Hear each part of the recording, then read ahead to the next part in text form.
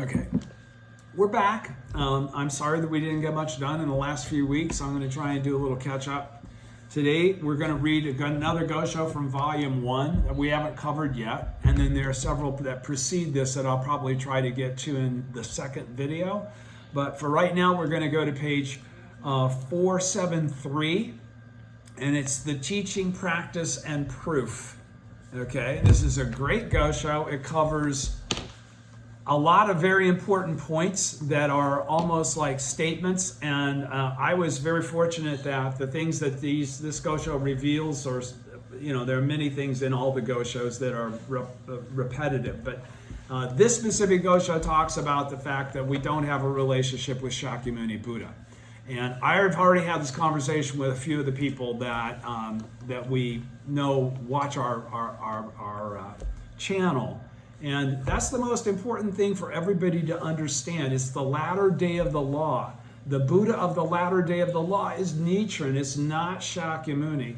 Now, Nichiren is going to qualify that right now. It's going to say why that's the case. It's not like we're disparaging Shakyamuni or anything else. It's just that Shakyamuni's teaching is that when the latter day of the law rolls around, his teaching isn't going to be adequate anymore.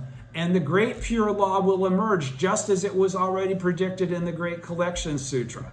So let me get through this and then we'll see where we end up. But I'm going to start out with the background and read it on from page 483. Gosho starts on 473. We're on 483 for the background now. The teaching, practice, and proof. Background. In the 5th month, 1274, Nichiren Daishonin left Kamakura and went to live in a small dwelling in the wilderness of Mount Minobu. Here he continued to write letters and other documents, trained his disciples, and lectured on the Lotus Sutra. From this time, his disciples, centering around Nikko Shonin, took the leadership in propagation activities. This letter is generally thought to have been written at Minobu in the 3rd month of the 12th year of Brine. It contains the Daishonin's reply to questions from Samibo, one of the Daishonin's leading disciples, concerning his preparations for a religious debate. For those of you that don't know about Samibo. Samibo was noted for his eloquence and learning. He was a priest who had studied on Mount Hei, delivered lectures for the aristocracy in Kyoto, and was for a while active in helping spread the Daishonin's teachings. The Daishonin, however, chided him on several occasions for his arrogance. Don't forget, there's I think 9 or 5 types, I'll read that to you someday, of arrogance. He says, during the Asahara persecution, rather than be known as one of the believers of the Daishonin's teaching, he reneged. He went Taitan. He started saying, hey, no, I'm not really part of the Daishonin troop. I'm not one of these Nam-myoho Renge-kyo people. This is after he's already been entrusted by the Daishonin to represent the Daishonin's teachings in several key debates and so forth. So Samibo is somebody who did not have the faith that the Daishonin had hoped that he did. In other words, here's Nichiren Daishonin writing him to prepare him for a debate in this letter even, and the truth is that at some point in time in the future, he's going to turn on Nichiren. So where you see people in a given moment isn't necessarily the measure of the full arc of their life that demonstrates whether or not they actually had attained Buddhahood when they claimed that they had attained Buddhahood, because people that attain Buddhahood are bodhisattvas of the earth, and bodhisattvas of the earth never go Taitan in any lifetime. Okay, so I continue. The Daishonin, however, chided him on several occasions for his arrogance. During the Asahara persecution of 1279, he forsook his faith and is said to have met a tragic death, although the precise details are not known. Now, the rumor was that he fell off of his horse and broke his neck. But since that can't be verified, they've said, although the precise details are not known. They aren't precisely known, but there's a legend about how Samibo met his death. And it was basically from the perspective of the Daishonin is going to talk to him in this Gosho about Look at all these people that were supposedly great people and they had terrible, untimely deaths. And the Daishonin is going to refer to that as actually specific circumstances of actual proof. Now, we always think of actual proof as the benefit of chanting Nam-myoho Renge-kyo and embracing the correct teaching. He's also qualifying, yeah, but there's actual proof that is shown in daily life by those that do not do those things, that there's a consequence for that. They accumulate bad karma that cannot be seen in advance, and they ultimately meet with untimely demise. Okay? So continuing on the background, bottom of the first column, page 483. In this letter, Nichiren Daishonin states that Shakyamuni's teachings no longer lead to enlightenment in the latter day of the law, and that only Nam-myoho Renge-kyo combines the three elements of teaching, practice, and proof essential to making Buddhism viable. All three have to be relative and engaged consecutively for a teaching to be considered appropriate for the time. Okay? So he's saying in the opening section, he discusses the Buddha's teaching, the practice of the teaching, and the proof. That is the merit. Strictly speaking, enlightenment. The merit is the fact that you're doing all this to attain Buddhahood. It isn't about getting a new job or a hot chick for a girlfriend or anything like that. He says, strictly speaking, enlightenment. So again, in the opening section, he discusses the Buddha's teaching, the practice of the teaching, and the proof. That is the merit, strictly speaking, enlightenment resulting from practice in the three consecutive periods of the former, middle, and latter days of the law. Because this is all about the time frame and who the appropriate teacher is and what the appropriate teaching is. In terms of Hinayana Buddhism, he explains that in the former day, there are teaching, practice, and proof. In the middle day, there are teaching and practice, but no longer any proof. And in the latter day, only the teaching remains of Shakyamuni.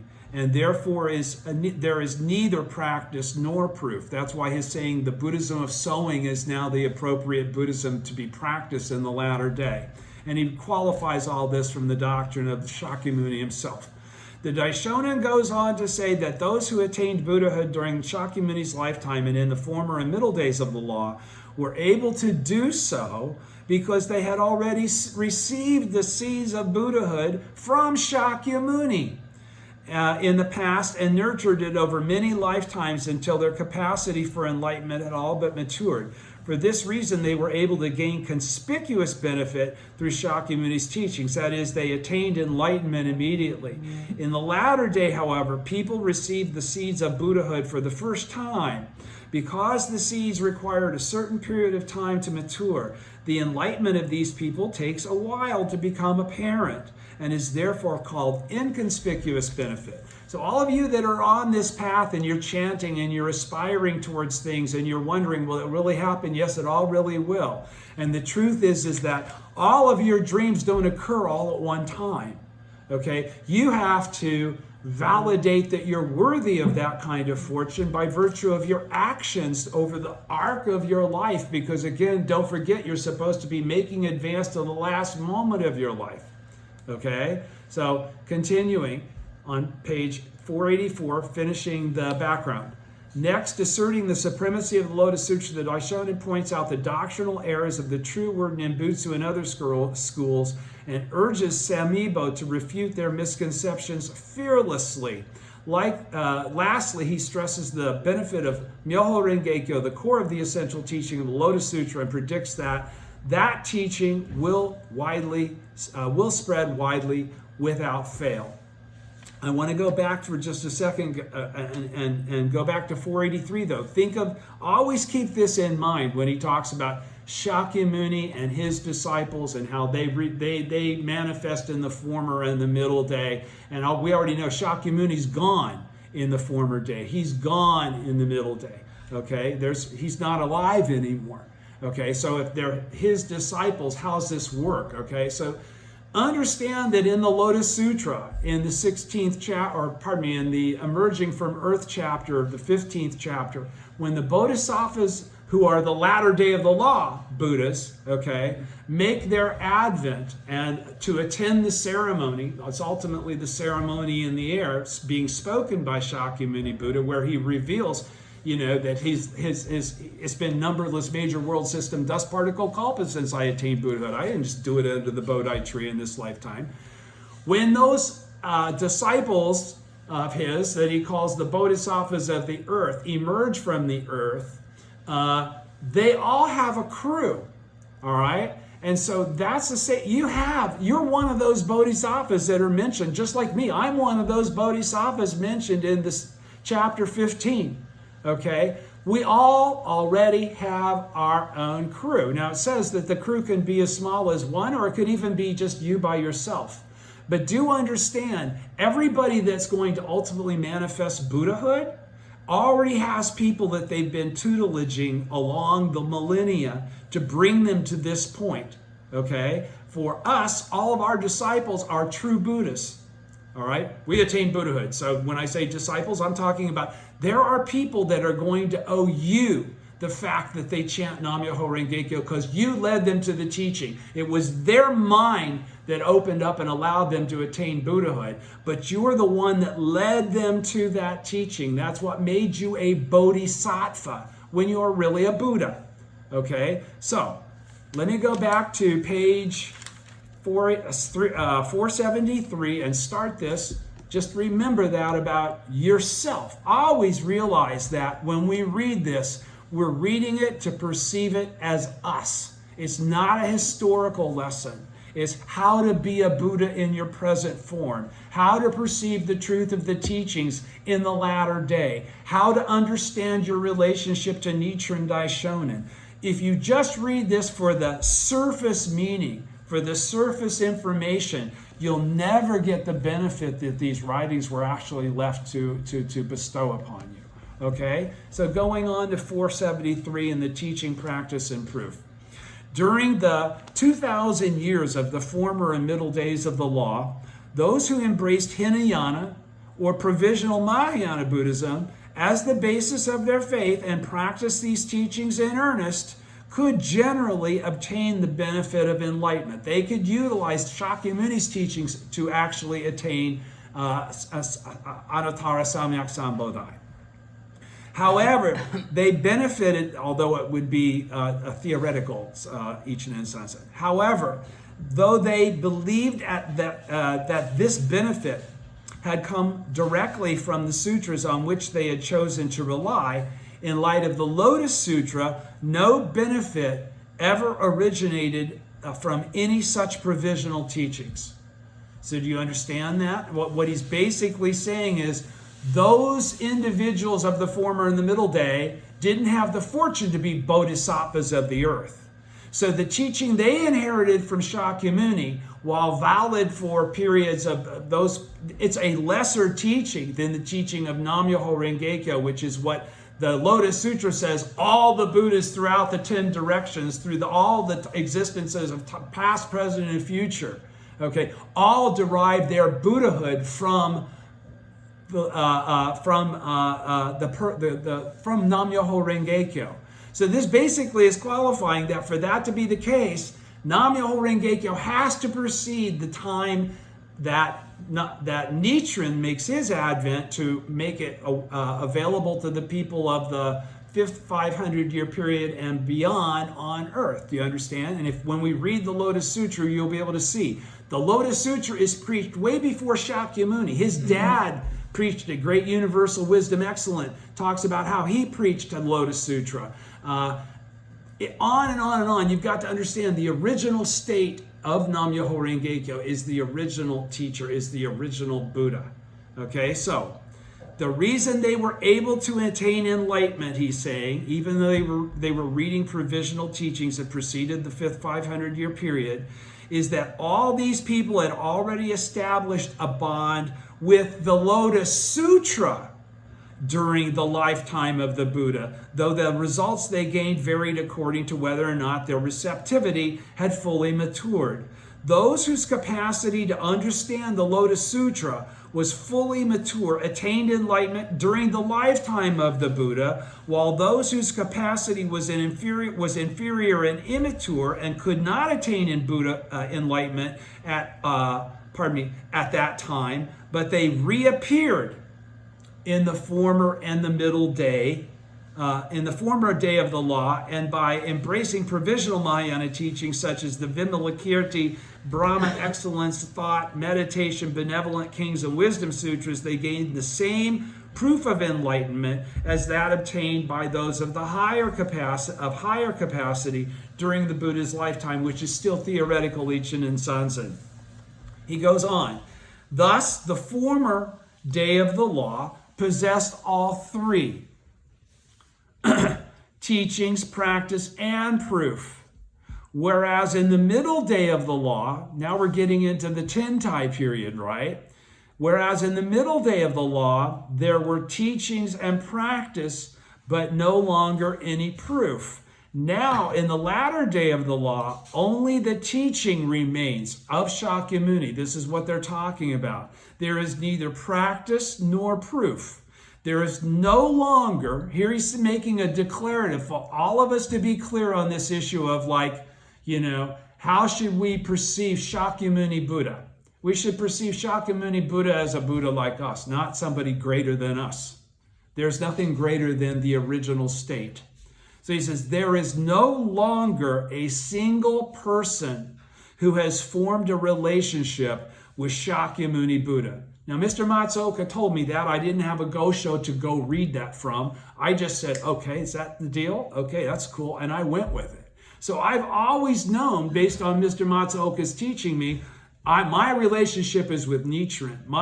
The Buddha in the Gohonzon that I'm chanting to, the enlightened state that I'm aspiring toward, is synonymous with Nichiren's life, not Shakyamuni's life. So now that I finally get to this in 2000 whatever, when 1995 or whenever it was that these all finally came out in English that you could understand, it's the first time I very clearly see what Mr. Matsuoka was talking about. I'll repeat that sentence. There is no longer a single person who has formed a relationship with Shakyamuni Buddha.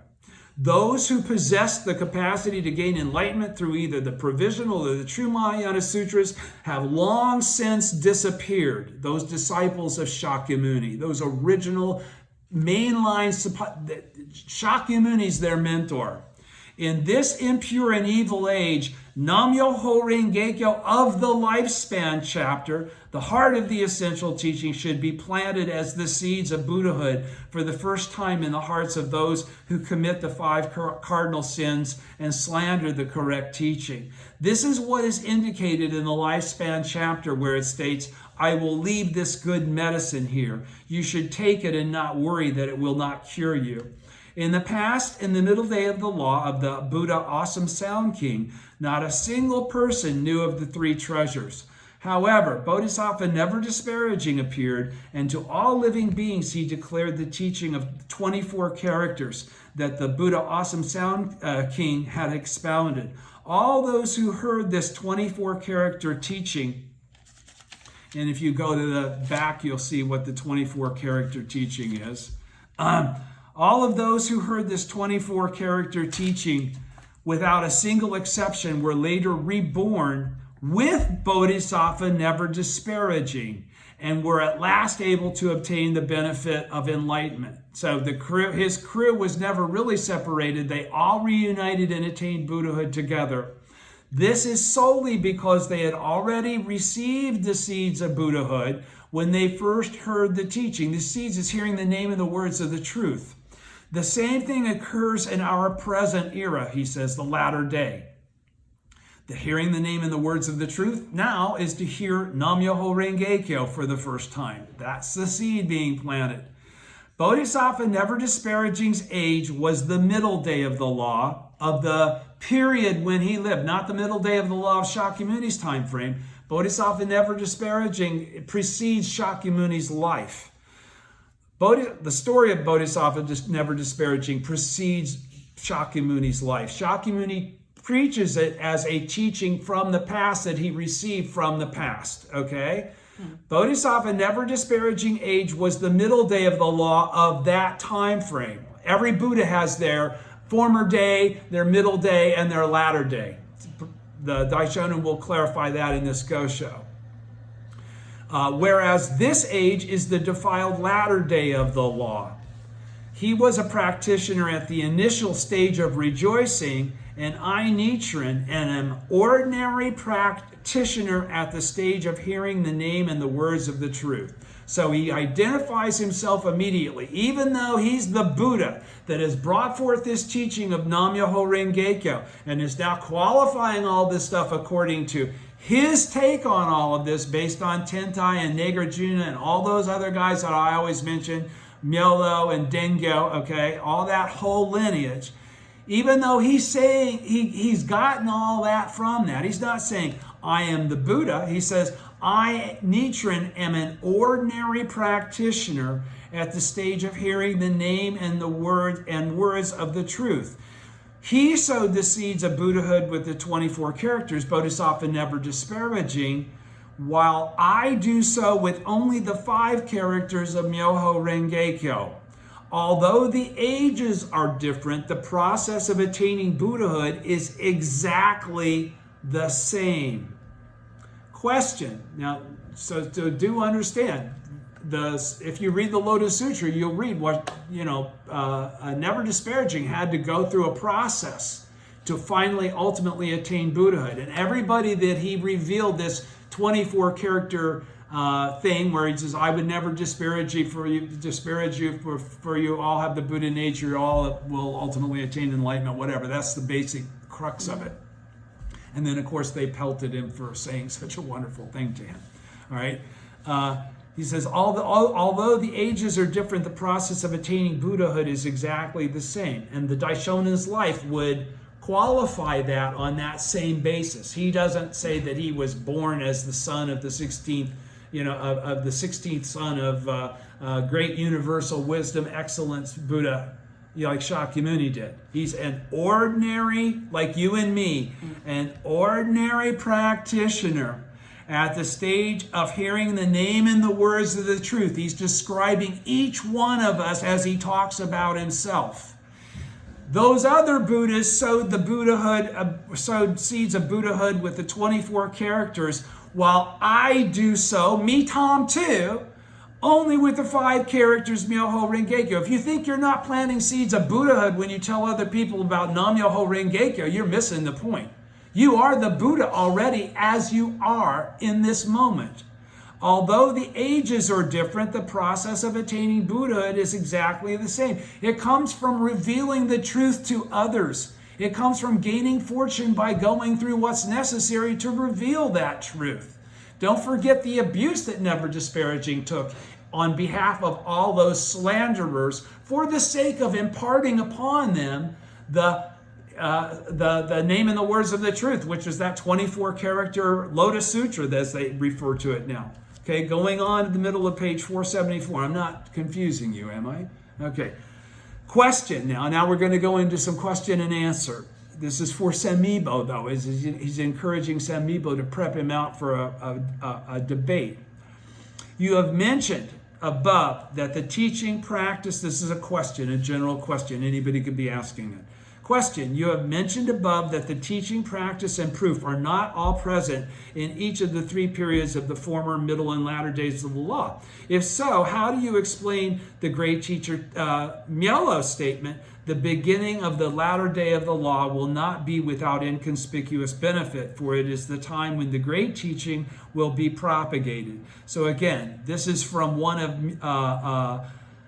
Myolo's statements, and he's saying the beginning of the latter day of the law will not be without inconspicuous benefit, for is the time when the great teaching will be propagated. He's a person that existed in the middle day of the law, and he's saying that the latter day is when all the great stuff is going to happen. So he's also prophesizing that the truth will be revealed sometime after the middle day of the law is over, because that's what the sutras have already stated. Answer to that question, asking the question, how did he come by, what did he mean by the great inconspicuous benefit? that would be still happening in the latter day. Because he's not talking about Nam-myoho Renge-kyo, he's talking about Shakyamuni, but he really is talking about Nam-myoho Renge-kyo because even Myolo knows Nam-myoho Renge-kyo. He's a Buddha. All right? The beginning of the latter day of the law will not be without inconspicuous benefit, for it is the time when the great teaching will be propagated. Answer. The meaning of this passage is that those who obtained benefit during the former and middle days of the law received conspicuous benefit because the relationship they formed with the Lotus Sutra during the lifetime of the Buddha had finally matured. On the other hand, those born today in the latter day of the law received the seeds of Buddhahood for the first time, and their benefit is therefore inconspicuous because they have no idea that they're actually going to become Buddhas. They haven't been training as voice hearers and cause awakened ones and bodhisattvas before they get to that spot. All right? We don't do that in the latter day. That's all contained within our practice that after hearing the name and the words of the truth, we're off on our own to go qualify that. How much do we study? How much do we chant? How much do we follow the teaching and do shakabuku? Okay? But the door has already been opened and it can never be closed. All right? Once we hear the name and the words of the truth, lifetime after lifetime, we'll get another shot. Now, how easy will it be? What kind of benefits will we get? That will reflect what we've already done. That was the cause for us to now re-encounter it, if that's the case. Okay? So, he says, on the other hand, those born today in the latter day of the law receive the seeds of Buddha for the first time, and their benefit is therefore inconspicuous because they don't know what's coming. The teaching, practice, and proof of this age differ greatly from those of Hinayana, Provisional, and Mahayana, the pre-Lotus Sutra teachings, or the theoretical teaching of the Lotus Sutra. Because none of them reveal numberless major world system, dust particle kalpas. It didn't happen in this lifetime, and you can attain Buddhahood in a single lifetime. That's all revealed. Women can attain Buddhahood. That's only revealed in the Lotus Sutra. Evil persons can attain Buddhahood. That's only clarified in the Lotus Sutra. Voice hearers and cause awakened ones can attain to Buddhahood. That's only in the Lotus Sutra. Okay? So there is now no one who can gain benefits like those of the former and middle days of the law. According to Myolo's commentary, the benefits in the latter day are inconspicuous, and people can therefore neither perceive nor understand them. Okay? Because you're not reflecting on the cause that you actually literally made for the benefit that manifests from your life. It seems to be coming from nowhere, but it's not coming from nowhere. And it's not just coming from a piece of paper hanging in the altar. It's coming from your faith and you awakening the original state that already exists within you. Question: is there any sutra passage which says that inconspicuous benefits are limited to the latter day of the law? Answer: a passage from the Medicine King chapter in the 7th volume of the Lotus Sutra reads, "This sutra provides good medicine for the ills of the people of Japadvipa. If a person who has an illness is able to hear this sutra, then his illness will be wiped out and he will know neither old age nor death." The great teacher Myolo says to regard the last 500-year period after the Buddha's passing as the time when no one can attain benefit is a superficial viewpoint. Okay? The beginning of the latter day of the law, and this is again, Myolo's talking all this. The beginning of the latter day of the law will not be without inconspicuous benefit, for it is the time when the great teaching will be propagated. The last 500-year period corresponds to that time. Question: the passages you have quoted indicate that the propagation of the Lotus Sutra is limited to the first 500 years of the latter day of the law. Yet the provisional Mahayana Sutras say that their practices will still be appropriate throughout the 10,000 years of the latter day of the law. How do you reply to this? Answer: the above-mentioned commentary states that such an interpretation of the last 500-year period is superficial. From a more profound viewpoint, the Lotus Sutra will spread throughout the 10,000 years of the latter day, as Nam-myoho Renge-kyo is what he's leaving out of that. There's no separation between Nam-myoho Renge-kyo in the latter day and the Lotus Sutra and in the former and the middle day. Understand that. Okay, the great teacher Tentai comments on the previously quoted sutra passage stating, it is not only the people who lived during the Buddha's lifetime who obtain great benefits. In the last 500-year period, the mystic way will spread and benefit humankind far into the future. The mystic way, the secret way, the way that's revealed by Nichiren, Nam-myoho Renge-kyo, the mystic way will spread. He's saying, in the last 500-year period, the mystic way will spread. He's saying before that, it is not only the people who lived during the Buddha's lifetime who obtain great benefits. He's qualifying in the last 500-year period, the mystic way. Those are great benefits.